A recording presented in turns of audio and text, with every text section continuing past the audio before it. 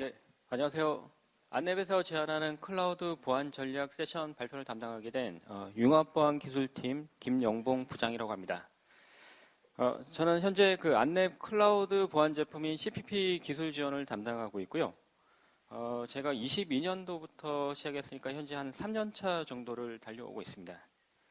제가 그 클라우드 CPP 제품 지원하기 이전에는 그 안랩의 엔드포인트 보안 제품군인 EPP 제품을 지원했는데요.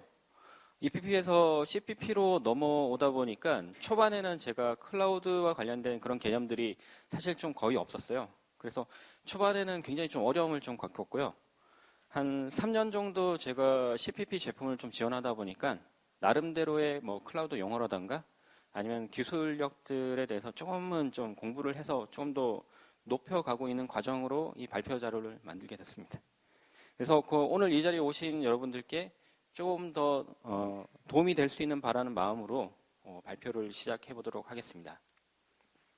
2001년 9월 11일 아마 모두 아시다시피 전 세계적으로 매우 큰 충격을 주었던 9.11 테러가 발생되었던 날인데요.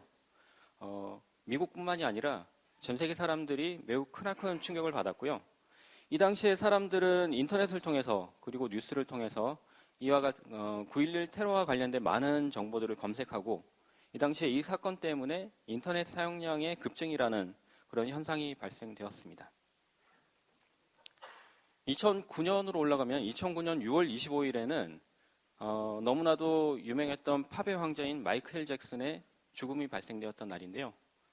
이것도 전 세계 사람들에게 매우 큰 충격을 주었기 때문에 아마 뉴스, 인터넷 매체, 소셜 미디어, 특히 트위터 등을 통해서 마이클 잭슨의 죽음을 애도하고 그의 소식을 서로 퍼날르기에 굉장히 많은 정보들을 퍼날르면서 이 당시에 이 사건 때문에 인터넷 폭증을 넘어서 아마 인터넷 마비까지 발생되었던 그런 사건이었고요.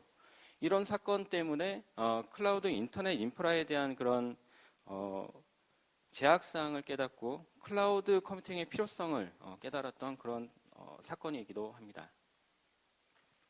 그리고 2019년 11월 드디어 그 코로나 팬데믹이 발생으로 우리의 삶과 IT 업무의 패러다임이 너무나도 쉽게 변화가 된 그런 사건이 발생됩니다. 전 세계 사람들은 마스크를 착용하고 다니기 시작했고요. 그리고 우리의 음식은 아마 배달을 통해서 주문을 많이 시켰고, 그리고 우리의 삶과 IT 업무들은 가정에서 혹은 가상화, 화상 채팅을 통해서 우리 업무가 진행되기 시작했습니다. 이러한 세계적인 사건들하고 특히 코로나 팬데믹으로 인해서 비대면 활동이 강화되면서 원격 업무의 환경이 자연스럽게 도입되기 시작하고요. 그리고 비용 절감, 데이터 공유, 그리고 협업이 강화되기 시작했습니다. 특히나 가상현실, 가상코인, AI 등 신개념 서비스들이 등장하기 시작하면서 그에 알맞은 비즈니스 모델을 찾아가기 시작했습니다. 이러한 시대적인 그리고 환경적인 요구사항 때문에 많은 기업들이 클라우드 컴퓨팅을 슬슬 도입하기 시작했고요. 그렇다면 이러한 클라우드 컴퓨팅이라는 개념이 도대체 어디서부터 어떻게 시작되었는지 제가 그 발표 자료를 조사하다가 우선 좀 가볍게 하고자 해서 좀 간단한 연대기를 한번 좀 마련해 봤습니다. 우선 첫 번째로 20세기 중반에 메인프레임 시대로 한번 거슬러 올라가 보겠습니다. 컴퓨터가 본격적으로 발전하던 시기였는데요. 1960년대에 기업들은 대형 컴퓨터가 도입되기 시작하면서 아마 회사의 메인 업무들을 본격적으로 처리하기 시작했고요. 특히 1964년에 IBM 360이라고 하는 멀티태스킹 가능한 대형 컴퓨터가 나오면서 본격적인 메인프레임의 시대를 알리는 서막이 되었습니다. 메인프레임의 특징으로는 대형 컴퓨팅 시스템, 그리고 고비용의 복잡한 운영 관리, 그리고 제한된 사용자의 접근 등이 있고요. 아직도 금융권이나 주요 기관에서는 메인프레임을 여전히 도입해서 안정적으로 사용하고 있습니다. 1970년대로 올라가면 본격적인 인터넷이 태동되는 시기가 되는데요. 미국 방부의 알파넷이라고 하는 프로젝트가 가동되기 시작했고, 이 프로젝트는 1990년까지 가동하다가 해체되었는데요. 이 프로젝트로 인해서 인터넷에 굉장히 큰 발자취를 남기게 되었고요.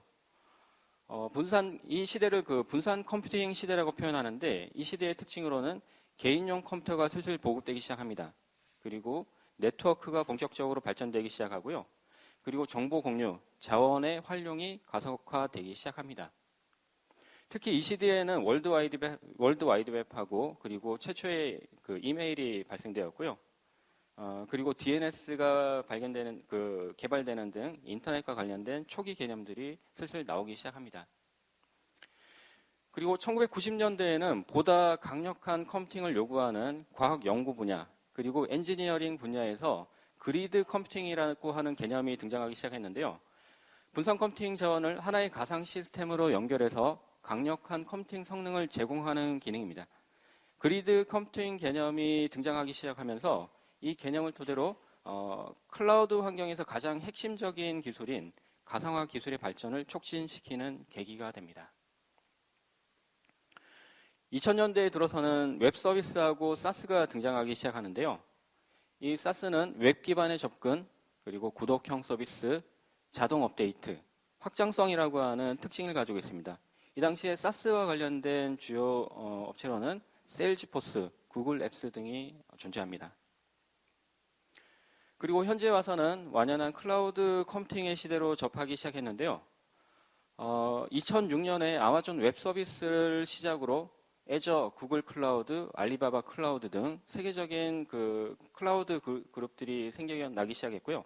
그리고 국내에서는 KT, 네이버 클라우드, NHN, 가비아, 삼성 SDS, 그리고 카카오 클라우드 등 다양한 클라우드 업체들이 생겨나기 시작했습니다. IDC에 따르면은 24년 현재 전 세계 CSP 기업 약 한 6,800여 곳 정도가 존재하는 것으로 조사되고 있습니다. 이렇게 클라우드의 특징을 살펴보면은 접근성이 매우 뛰어나고요. 그리고 비용의 효율성, 그리고 유연성, 그리고 이러한 여러 가지 특장점들을 토대로 혁신이 촉진되고 있습니다. 그렇다면 이렇게 특징들이 많고 특장점이 많은 이런 클라우드, 과연 안전하게 사용할 수 있을까요? 오늘 설명해드릴 주제에 맞춰서 우선적으로 클라우드의 보안 개념에 대해서 먼저 살펴보도록 하겠습니다. 가트너에서는 클라우드 보안 개념과 관련해서 2010년도 초반에 피라미드 형태의 클라우드 보안 개념을 발표를 했는데요. 무결성 모니터링, 어플리케이션 컨트롤, 취약점 기반의 호스트 IPS, 그리고 안티머리어 기능에 대해서 발표를 했고요. 이 당시에 많은 기업들이 이 솔루션에 기반된 기능들을 도입해서 점차적으로 도입하기 시작했습니다. 우선적으로 안티머리어에 대해서 먼저 한번 살펴보면요. 우리 시스템에 악성 코드가 유입될 경우에 실시간 검사, 수동 예약 검사 등을 통해서 이 악성 코드들을 탐지하고 삭제, 차단하는 등의 행위를 할 수 있고요. 이러한 대표적인 예로 저희 안랩의 V3를 들 수가 있습니다. 취약점 기반의 호스트 IPS를 설명드리겠습니다. 현재도 온라인 환경에서 매우 다양한 위협이 존재하고 있고요. 이러한 위협들은 우리 시스템으로 끊임없이 공격을 할 텐데요. 이러한 위협들에 대해서 우리 시스템에 취약점이 존재할 경우에 이러한 위협들은 굉장히 쉽게 우리 시스템으로 침투를 하게 될 거고요. 이러한 위협 종류에 따라서 우리 시스템이나 우리 기업에 크나큰 피해를 초래하게 될 수도 있을 것 같습니다. 그렇다면은 이 취약점 기반의 호스트 IPS는 우리 시스템의 취약점을 보호를 해서 이런 위협으로부터 안전하게 지킬 수 있는 그런 개념으로 보실 수 있을 것 같고요. 다음으로 어플리케이션 컨트롤에 대해서 이제 설명을 드리면은 아까 전에 설명드렸던 EPS 제품과 이제 유사한 성격을 가지고 있는데요. 우리 시스템 내에 특정 기간 동안 정상 파일을 사전에 미리 분류를 해놓고 화이트 리스트를 처리한 다음에 이 외에 발생되는 임의의 파일의 생성이나 아니면 프로세스가 저희 쪽 정상 파일로 접근을 할 경우에 이 어플리케이션 컨트롤을 통해서 사전에 방지를 한다는 개념으로 보시면 될 것 같습니다. 다음으로 무결성 모니터링 기능에 대해서 설명드리면은 시스템 내에서 특정 영역을 감시하고 싶을 건데요. 그 영역 내에 파일이나 레지스트리 그리고 디렉토리 등이 존재할 때 이 디렉토리 파일 레지스트리에 대해서 임의로 누군가가 생성을 한다던가 아니면은 소유자가 변경된다던가 아니면은 해당 파일이 변조된다던가 혹은 속성 등이 변경되었을 때 관리자에게 이 이벤트를 알려줘서 무결성을 확보할 수 있는 그런 기능으로 보시면 될 것 같습니다. 그리고 가트너의 피라미드에는 아직까지 이제 표시는 안 되어 있지만 이 컨테이너 같은 경우에는 우리 클라우드에 굉장히 밀접한 그런 기술로 볼 수 있을 텐데요. 컨테이너의 위치는 우리 OS 위에 도커와 같은 가상화 플랫폼 상단에 존재하고요. 호스트 보안과 마찬가지로 외부의 공격자가 우리 컨테이너에 침투하고자 할 경우에 네트워크를 통해서 차단한다든가 아니면 취약점 분석 혹은 안티머리어를 통해서 우리 컨테이너를 안전하게 보호할 필요가 있습니다. 저희 안랩 CPP 제품에서도 이번 7월에 쿠버네티스 이미지 스캔을 출시할 예정이고요. 그리고 12월에 컨테이너 런타임 시큐리티를 출시할 예정입니다. 바깥에 부스에 준비되어 있는 CPP에 이 컨테이너 쿠버네티스 이미지 스캔이 적용되어 있기 때문에 혹시 많은 관심 좀 부탁드리겠습니다. 그렇다면 이러한 클라우드 보안 개념을 제가 쭉 설명드렸는데요. 이러한 클라우드 보안 개념들을 어떻게 잘 보호해야 될 것인지 저희 기술 지원팀 입장에서 몇 가지 키워드를 준비했습니다. 아마 연초나 연말에 공공기관이나 아니면 주요 보안 기업들이 키워드를 준비를 할 텐데요. 그 키워드들이 사실 기술 지원하는 입장에서는 그렇게 좀 와닿지 않는 그런 키워드들이 좀 있더라고요.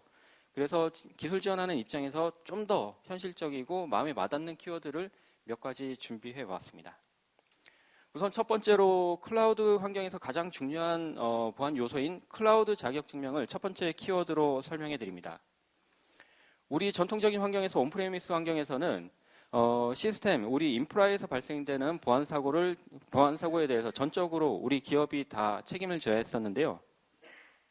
클라우드 환경에서는 서비스 형태에 따라서 IaaS, PaaS, SaaS의 서비스 형태에 따라서 책임 모델이 CSP 그룹과 같이 나눠서 책임을 가지게 될 것 같습니다. 하지만 이렇게 책임 모델이 나눠진다고 하더라도 데이터 영역하고 클라우드 자격 영역 부분에서는 여전히 사용자에게 그 책임이 전적으로 돌아가는데요. 우리 전통적인 환경에서는 소프트웨어, 그리고 시스템 관리자, 그리고 관제 모니터 요원, 네트워크 관리자 등 각각의 역할이 좀 더 이제 명확하게 분산되어 있다면은 우리 클라우드 환경에서는 이러한 역할들이 클라우드 인프라 담당자 그리고 클라우드 보안 담당자로 융합되거나 변형되거나 아니면 복합되어 관리자가 지정되게 됩니다. 결국에는 기업 입장에서는 이러한 클라우드 전문 인력을 영입하거나 아니면 기존의 IT 인력에게 클라우드 기술력을 요구하게 되는 그런 사태가 발생될 텐데요. 기업의 클라우드 규모에 따라서 적은 인력이 클라우드를 담당하거나 아니면 많은 인력들이 기업의 규모가 크다면은 많은 인력들이 클라우드를 담당하게 될 거고요. 이 클라우드 전문 인력들의 기술력이 혹시라도 이제 부족하거나 문제가 생겨가지고 실수가 발생될 수도 있거나 아니면은 어떤 악의적인 목적을 가지거나 내부의 정보를 유출하고자 악의적인 목적으로 우리 클라우드 환경에 유입되어서 클라우드 자격 증명을 탈취하고자 하는 그런 일들이 발생될 수도 있을 것 같습니다. 이러한 모든 IT 사고, 클라우드 사고에 대한 그런 책임은 기업의 비용과 직결되기 때문에 결국 기업 입장에서는 최적화된 그런 클라우드 정책과 그리고 피해를 최소화할 수 있는 그런 환경을 구성해야 될 것 같습니다. 두 번째 키워드로 취약점 보안을 제시해 드립니다.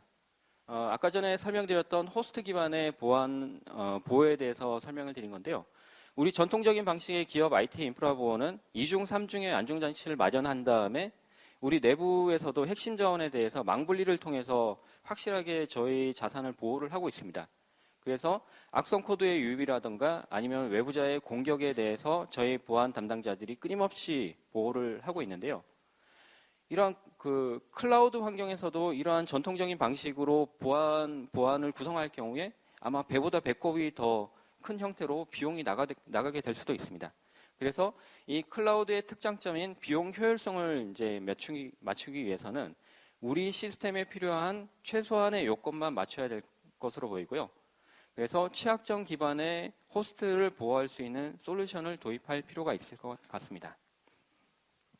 다음으로 엣지 보안에 대해서 키워드로 제시해 드립니다. 우리 엣지 보안은 네트워크의 가장자리에 데이터를 보호하는 데 중점을 두는 기능인데요. 이 클라우드 환경에서는 ERP, 웹 DB 서버 등 DB 서비스 등 다양한 서비스들이 점차적으로 증가하고 있기 때문에 결국에는 엣지 보안의 중요성이 점차적으로 더 증가하고 있는 추세로 보실 수 있습니다. 네트워크 보안 관련된 솔루션이 클라우드에 점점 더 도입하게 되는 그런 근본적인 요인도 바로 이 엣지 보안에 있다고 볼 수 있습니다. 이렇게 클라우드 관련된 보안 키워드를 3가지를 소개해드렸는데 다시 한번 살펴보면은 클라우드 자격증명 보안, 그리고 취약점 보안, 그리고 엣지 보안을 3가지 중점 키워드로 설명해드리고요. 아마 기업 환경에 따라서는 이것 말고도 아마 클라우드 보안 키포인트가 존재할 것으로 생각되는데 각자 이제 기업 환경에 맞는 최적화된 클라우드 정책을 마련하시고 그리고 피해를 최소화할 수 있는 그런 방안을 마련하시길 바랍니다. 이렇게 클라우드 보안 개념하고 키워드를 제시해 드렸는데 이번에는 안랩 제품을 통해서 클라우드 환경을 어떻게 보호해야 될지에 대해서 설명을 드리도록 하겠습니다. 우선 안랩에서 제안하는 클라우드 제품의 구성 형태를 한번 보여드리면요. VTG 그리고 VAIPS를 통해서 큰 범위의 네트워크를 보호할 수 있습니다. VTG는 클라우드 환경의 인터넷 게이트웨이와 직접 연결해서 네트워크 단에서 안전한 네트워크 관리를 수행할 수 있고요. VAIPS는 네트워크 환경에서 위협을 사전에 차단해서 안전한 클라우드 환경을 만들어 놓을 수 있습니다. 그리고 인스턴스 환경과 그리고 컨테이너 환경에서는 CPP를 구축해서 안전한 호스트 그리고 컨테이너 환경을 구성할 수 있고요. 그래서 기업 환경에서 보다 중요한 포인트를 보안으로 둔다면은 네트워크 솔루션과 CPP 솔루션을 같이 도입할 수도 있고요. 혹은 보안의 중요성이나 아니면 비용의 효율성을 따진다면은 이 중에서 필요한 솔루션을 도입해서 선별적으로 운영을 하실 수도 있을 것 같습니다. 그러면 이와 같은 클라우드, 안랩의 클라우드 제품에 대한 구체적인 레퍼런스를 한번 설명드리도록 하겠습니다. 먼저 첫 번째로 네트워크 제품인 V 시리즈 구축 레퍼런스를 한번 살펴보도록 하겠습니다. 보여지는 화면은 VAIPS를 클라우드 환경에 구축한 다음에 엣지 영역을 보호하는 방식에 그리고 상위 기관의 안전센터와 연동을 해서 위협을 지속적으로 관리하는 방식으로 보호를 하고 있는 구성인데요. VAIPS 환경에서 혹시라도 이제 관리 대상들이 좀 더 많아질 경우, 대상 자체가 늘어날 경우에 우측 화면과 같이 V 시리즈를 추가해서 상위 기관의 안전센터하고 VTMS를 직접적으로 연결시킨 다음에 그 다음에 하단에 다양한 V 시리즈를 관리하는 방식으로 구성을 하시는 것도 좋은 방법으로 생각됩니다. 두 번째 네트워크 솔루션 구축 레퍼런스를 한번 살펴보면요. 각각의 가용 영역의 VTG를 각각 구성해서 이중화 구축한 레퍼런스가 됩니다. VTG는 상단과 하단의 네트워크 트래픽을 안전하게 관리하고 있고요. 특히나 이중화로 구성되어 있기 때문에 혹시라도 가용 영역이나 아니면 인스턴스에 페일이 발생하는 부분에 대해 가용성을 제공해 드리고요. 그래서 엣지 보안과 가용성 2가지 항목을 다 맞춘 구성이라고 볼 수 있습니다. 이번에는 CPP 구축 레퍼런스에 대해서 간단하게 한번 살펴보겠습니다. CPP 구축 레퍼런스는 다소 좀 심플하기 때문에 간단하게 설명을 드리겠습니다.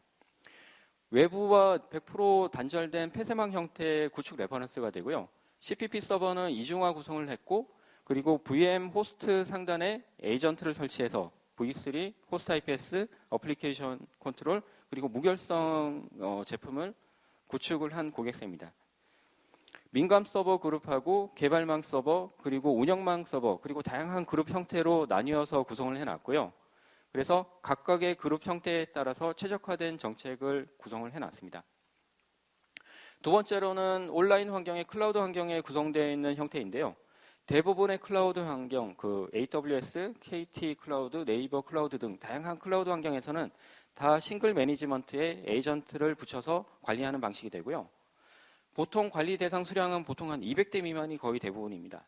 그리고 비용 효율성을 저희가 맞춰드리기 위해서 최소 사양을 지원해드리고 있고요.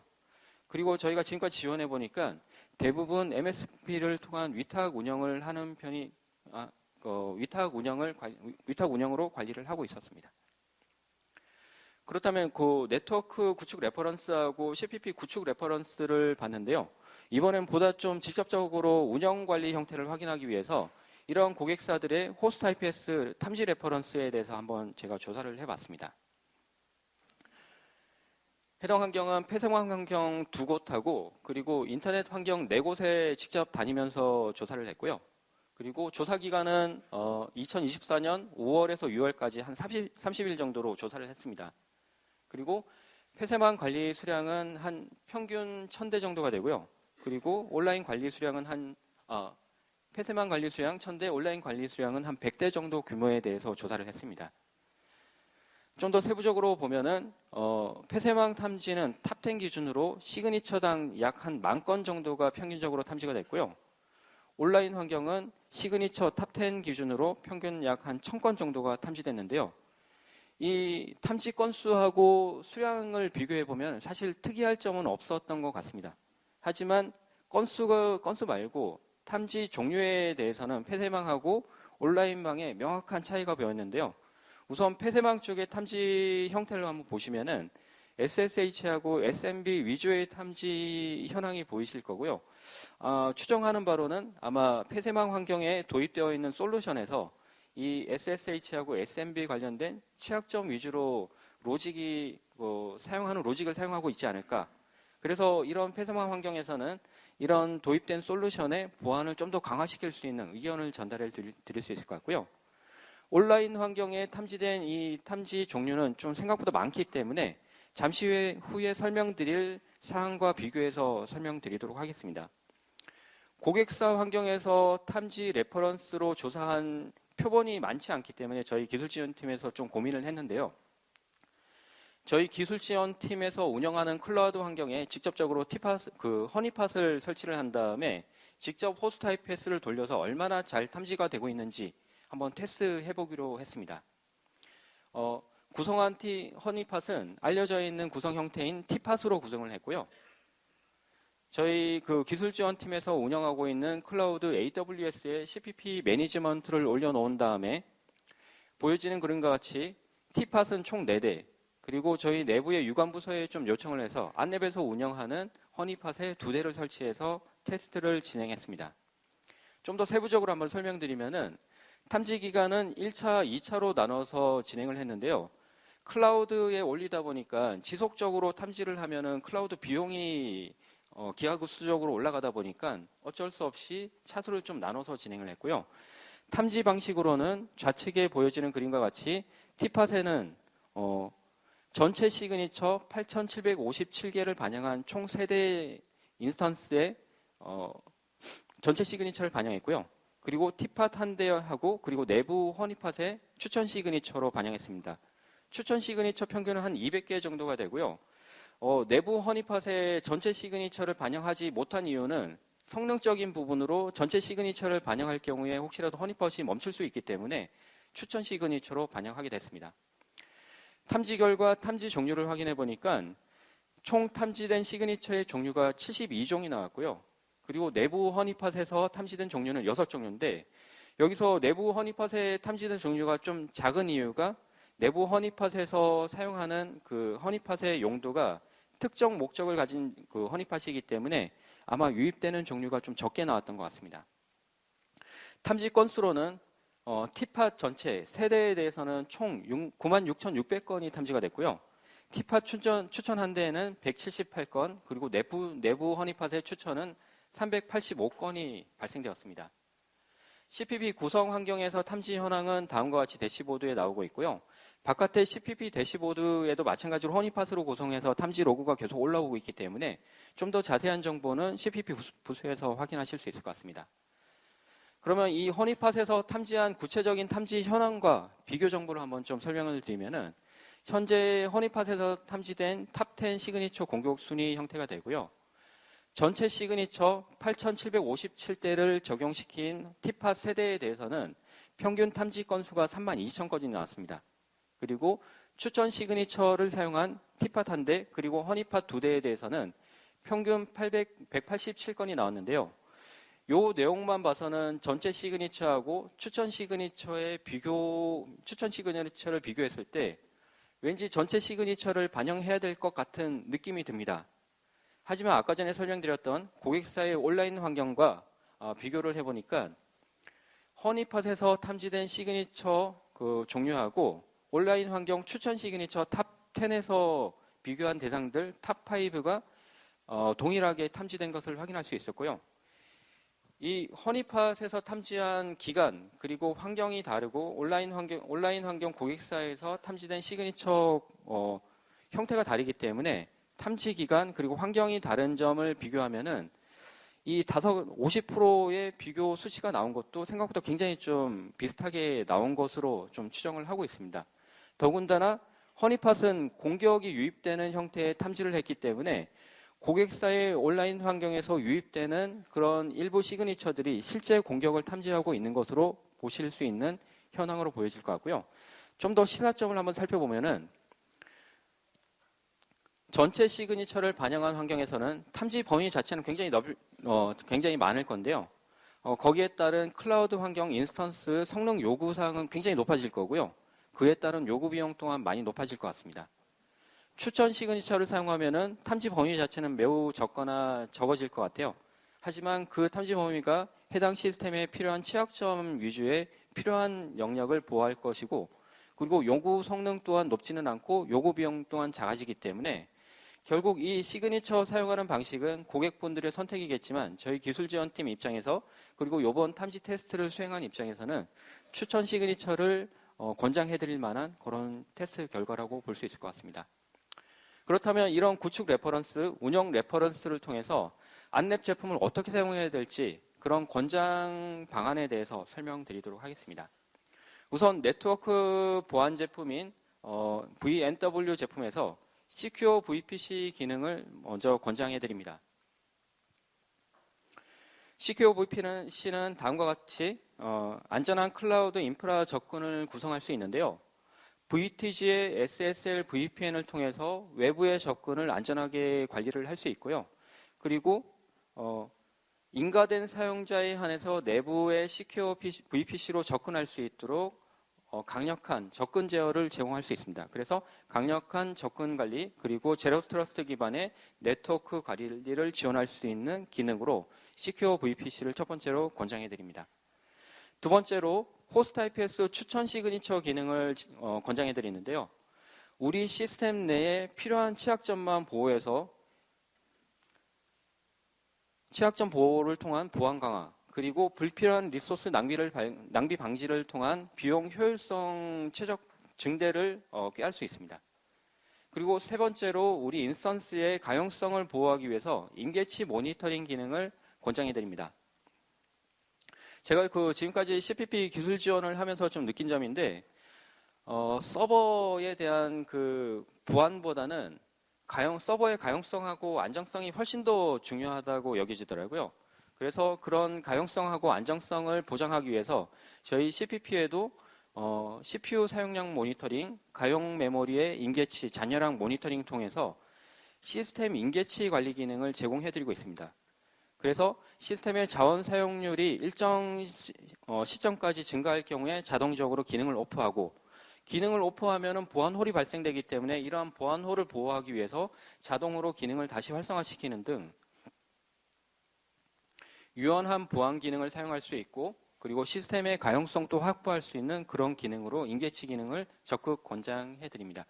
제가 고객사 레퍼런스 조사를 하기 위해서 한 달간 고객사를 다녔는데, 고객사에서 임계치 기능을 사용하는 고객사 현황을 확인해 보니까 한 5% 정도의 그런 고객사 내 시스템 중에 한 5% 정도가 이 임계치 기능의 혜택을 보고 있었고요.